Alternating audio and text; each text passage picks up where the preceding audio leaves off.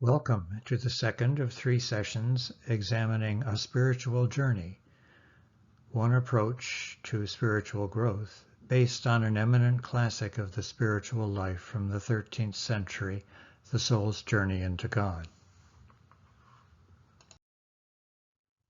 This series of 3 sessions is taking us journeying through the visible world and our bodily being, the mental world and our moral being, and above and beyond those, probing being itself and goodness itself. The agenda for this session is a brief review of what we explored in the first session, then a brief journey through our mental world, which will be a brief guided meditation modeled after the third step in the soul's journey, and a brief journey into our moral being, a guided meditation modeled after the fourth step in the soul's journey. Let's review what we did in the first session. We met our 13th century spiritual guide, a man named Bonaventure. Bonaventure was born probably in 1221, died in 1274. Bonaventure was a Franciscan, a follower of Francis of Assisi, whom people are used to hearing of as Saint Francis. This painting by Giotto portrays a mystical experience Francis had near the end of his life. Some 30 years after Francis died, Bonaventure went to that very place of Francis' mystical experience and immersed himself in meditation and prayer. What emerged from that meditation was the soul's journey into God. It is that guide which we attempt to follow.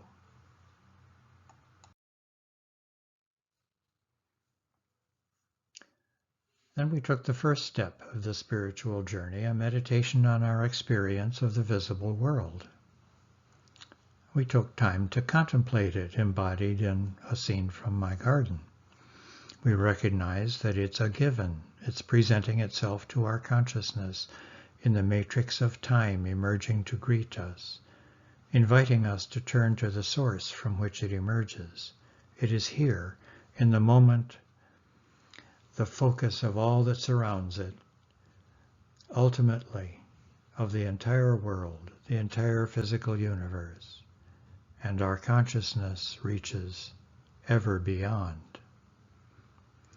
We perceive it in a dynamic balance like a fountain, constantly approaching us from indefinite horizons, at the same time withdrawing, pointing into that horizon and beyond.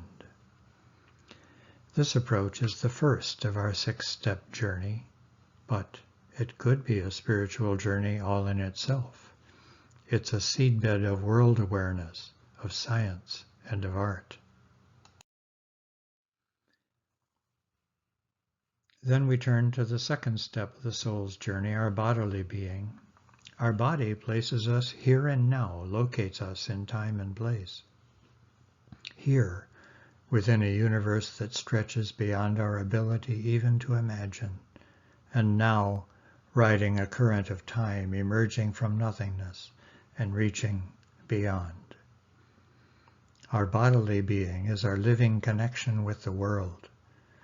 Bodily awareness testifies to our integrity of being, the unity of our being with the world. We are in partnership, ourselves and our world. Further, in our bodily awareness is a call, drawing us upward together. This approach is the second of our 6-step journey, but it could be a spiritual journey all in itself, vitally linking us with body-embracing spiritual paths like yoga and Tai Chi, and with things as similar yet disparate as dancing and gardening. Note there's no spiritual practice recommended as such in the soul's journey. It calls upon us only to be attentive to our ordinary experience in its depth and dynamism. Oh yes, I also shared my hidden agenda. Bonaventure was the last great spokesperson for an integral worldview that understood that we know whatever we know in the light of a divine presence to every mind and heart. Faith and reason were partners in this integral worldview, so much so that Bonaventure spoke of the Bible as the second book of God's revelation. The first book is the created world within and outside the mind. The Bible serves as a dictionary to help understand that deeper revelation of the first book. Bonaventure couldn't conceive of setting the Bible over against human experience and reason. After the 13th century, though, and through a tragic mistake, a split occurred in Western consciousness, the natural from the supernatural, a split that divided reason from faith, a split from which we're still trying to recover. By the mid-20th century, there was some healing of this split, philosophic approaches that perhaps rediscovered descriptively what the medievals meant by divine illumination, and increasing dialogue with non-Western religions, particularly Taoism and Buddhism, which opened to renewed insight. Our small effort here may be part of that healing process. So much we addressed in our first session. Well, shall we take the third step? This step takes us within, into our mental world. Please ensure that you're sitting comfortably but up straight, so that you can breathe freely, feet flat on the floor, hands at ease. You may close your eyes, or, if you prefer, merely lower your gaze. Breathe deeply and steadily. Gather the wandering thoughts of your mind to focus on your breathing. Feel the air passing through your nostrils. In, out, in, out. Sense the steady rhythm of your heart.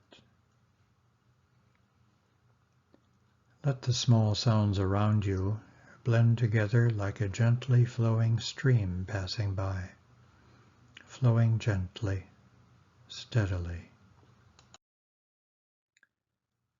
Be at peace here in the sanctuary of your mind, surrounded by restful light as if glowing through stained glass windows.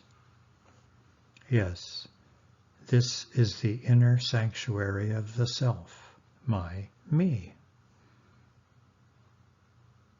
Who or what am I? Reach beyond your roles as you probe that question.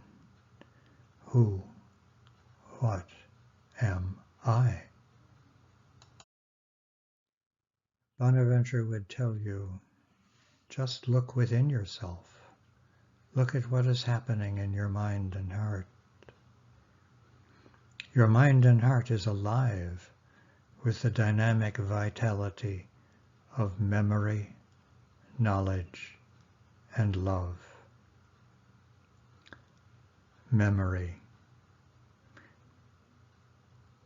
Who and what I am emerges from events of my biography and beyond. Knowledge and intellect. I recognize myself in the continuity of memory and present consciousness. Affirmation and love. It is good to be here, to be me. I hope.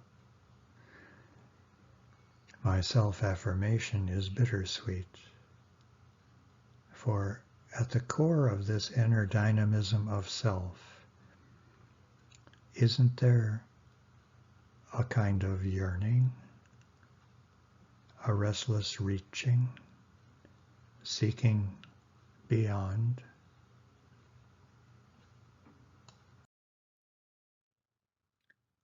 Who, what am I? In action, I am the one responsible for carrying out tasks. Hence, I can find myself in action and work. Bonaventure would tell you, look at yourself in action. Emerging from deep within you is the process of forming an intention, a process growing from the depth of subtle desire to deliberate choice. Then you take action to give that intention actual presence in the world. Finally, you assess. Did I succeed? Did my action realize my intention? Again, that dynamism, emerging from depths, realization, affirmation. Look at what happens to I when you act together with others. From the fluid matrix of our busy and fragmented world emerges a need. In responding to that need, you find yourself joining with others, perhaps strangers, working together. Then, around a job well done, you feel not only satisfaction, but community. No longer strangers to each other, no longer just I, but we.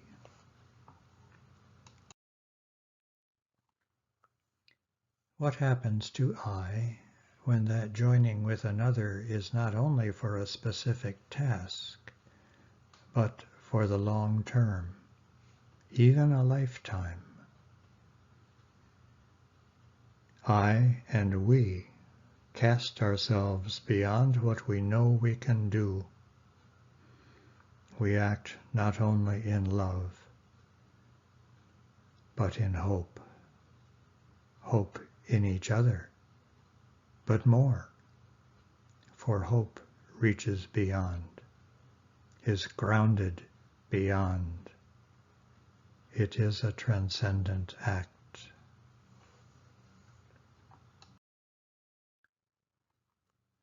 So it is with the I of each of us,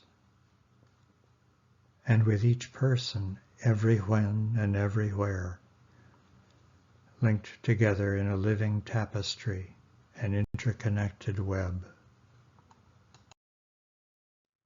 Our spiritual journey within the shared spiritual journey of all humanity and the earth.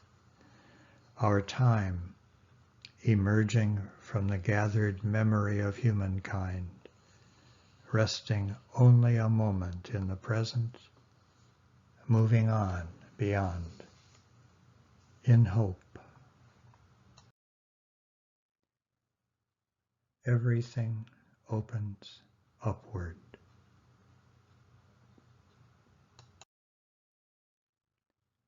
Please take a deep breath.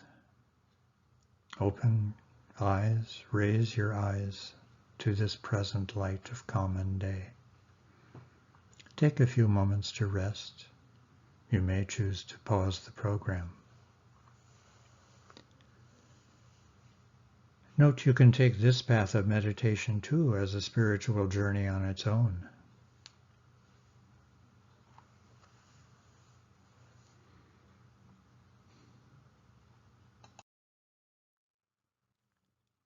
Shall we take the fourth step?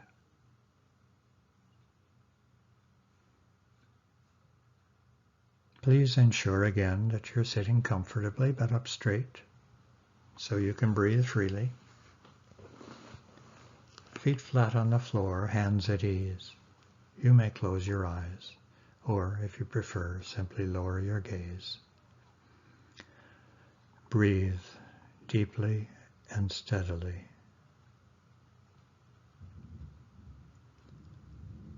Gather the wandering thoughts of your mind to focus on your breathing.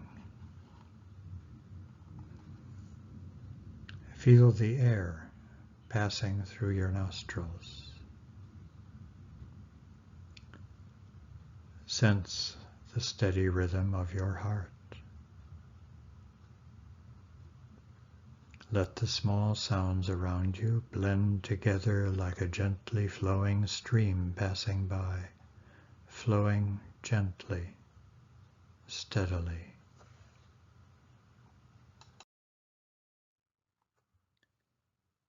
Be at peace here in the sanctuary of your mind.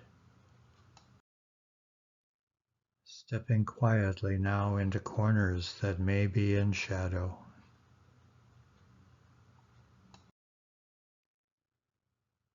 The light surrounding you grows dimmer, more in shadow.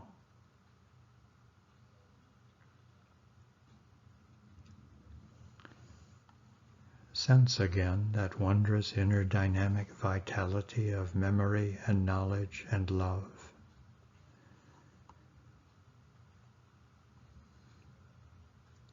Realize, however, this can sometimes spin downward. Memory, recognition, and instead of affirmation, embarrassment, or even anguish.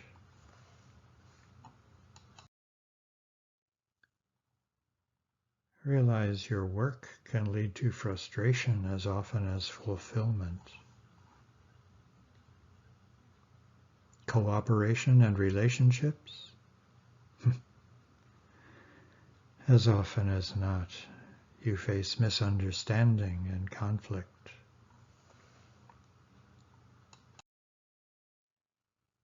Instead of soaring high as an eagle in self-affirmation and community, I may find myself sliding down into the muck of me like a worm,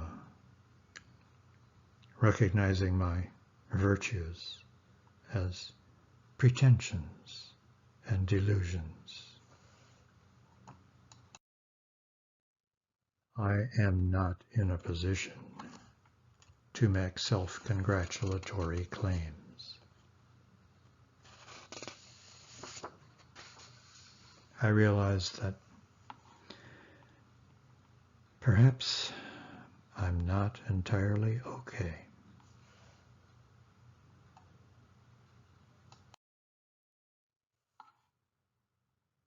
So what? Do I need to know I'm okay? Do I need certainty, security, all in myself?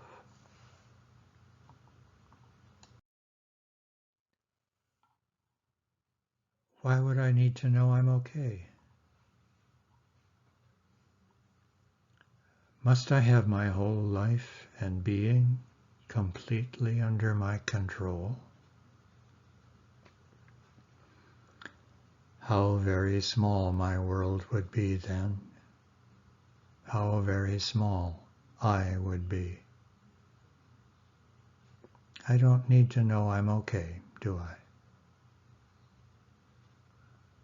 Maybe I'm not really okay. And maybe you're not really okay. And maybe that's okay. If I can let go of that self-concern, I may discover an interesting thing happening. I find in the journey, I'm caught up in a quest, in a seeking that is bigger than myself. who and what is doing the seeking. I'm not following a plan. I discover that I'm being drawn. It's not just our doing. Rather, we're caught up in something astonishing. We have not been seeking and climbing by ourselves. What of my efforts and work? Am I a success? Who cares? I do what I can.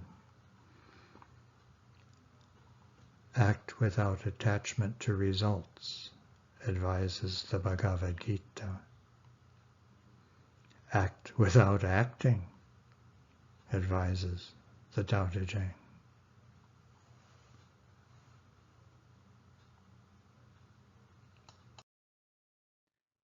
I do what I can, perhaps in hope that my imperfect efforts may be fulfilled and transformed.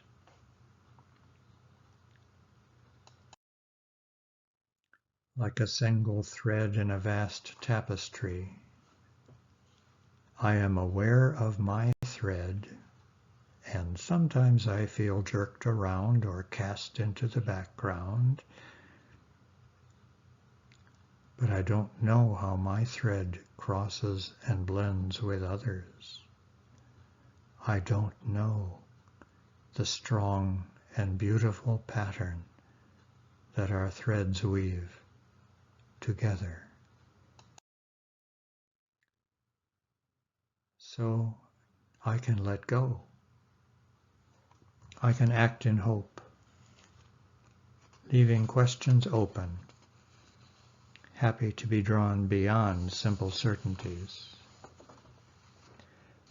Everything opens upward and outward, even our humiliations. We can rest then, not in certainty and security in self, but with confidence in that larger pattern, that larger current in which we are caught up.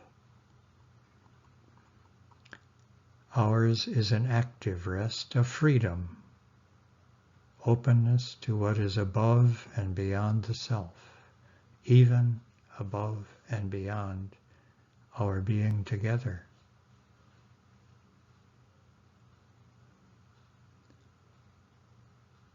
Please take a deep breath and return to our light of common day.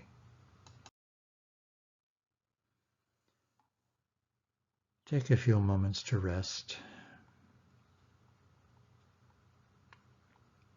Note you can take this path of meditation too as a spiritual journey all on its own.